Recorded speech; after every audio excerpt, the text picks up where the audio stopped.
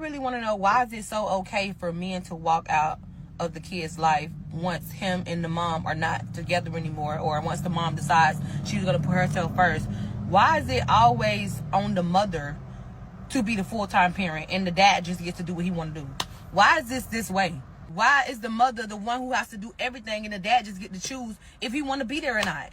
Why is this so normal? Doing a little different video today, so bear with me. First of all, this is coming from a father. My perspective on this whole video is coming from a father. So let me state that I'm a father of two. So let's just make that known. First of all, absolutely right. We have normalized, somewhere in society have normalized, it's okay for some fathers, not all fathers, because you have a lot of decent fathers out there. That's as well as you got a lot of deadbeats, bums, fathers out there, you know, sometimes come from a single mother household. Me, again, the perfect ideal household raising a child will be the nuclear family that consists of the father and the mother. We know that. But birth and produce productive children that will later become adults. I know I'll be doing bashing, a lot of bashing, but I want to address this part. There are a lot of deadbeat fathers out there, point blank period. It seems like some men, and even some that were raised with their father, have, I guess, perpetuate that negative stigma in regards to, you grow up in a household with a single mom, you notice your father wasn't around, and you want to go ahead and create that same cycle, that same narrative again. Like, I don't get it with some fathers.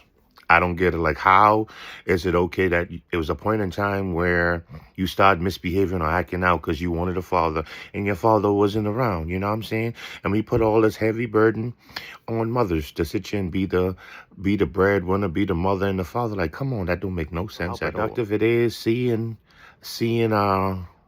fathers active in their children's life. And again, this is coming from a father. So I definitely understand, like, the type of joy and happiness I get to see with my children. You know, just being active in their life, and just know that they got another parent that ain't their mother, that has to play the role of the mother or the father. And this guy's being bitter and whatever else the case may be, because you ain't doing your due diligence. And when the mother gets somebody else, you all bitter. You know what I'm saying? When you had that chance and opportunity, at the same time, like, I don't personally believe that some men would walk away from their family or walk away from not being a parent with a creation that they created personally and being all right. Again, I don't believe that no father would make this beautiful creation and want to willingly walk away from that situation. And you got some mothers out there, some bitter mothers of children, that'd be frustrating and what's not, and be hard to deal with. And some men take the coward route and they will walk away from the whole situation because the woman is intolerable. Yes, my personal belief is, I don't think a mother can raise a child by herself. And besides, you didn't create it by yourself. And then we put too much burden, and we've normalized creating mothers. And then, like, prime example, we seen a lot of these quote unquote feminine men that a lot of women are complaining about, that was raised and reared by some moms. Like it ain't worked. It ain't working. And I would tell fathers, like, be active in your child's life, man. Like, be active in your child's life. However small, minute it is, like, be active in your child's life, picking up the phone, calling, and so forth, rather than place this whole heavy burden on the mom. Like, come on, like, fathers, like, we need it. You know what I'm saying? Again, you have great fathers out there, and you have some deadbeats out there, you know?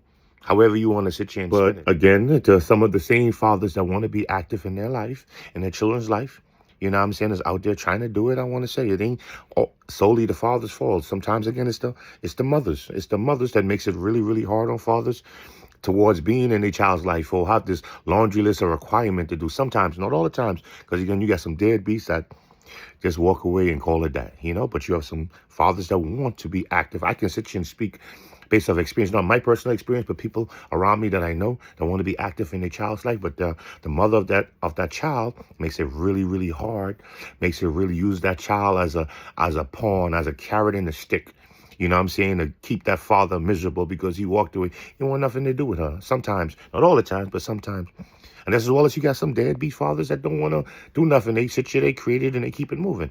So that, all in all, I would advise a lot of fathers out there, a lot of productive fathers, like be a tool in your child's life. You know what I'm saying? That's your creation. Don't be absent. And then when your child turn out to be however it is, because some mothers are doing their best to try to raise that child. But again, especially as a boy, in order to be a man, you must first see a man. And then also with daughters, like don't be the first man. That's we got promiscuity is on its all-time high because again you had daughters that had absent fathers and you have boys with absent fathers. You know what I'm saying? Disciplinarian father figure, role model, had no role model, no positive role model like fathers. Come on, let's do better, man. Let's definitely do better.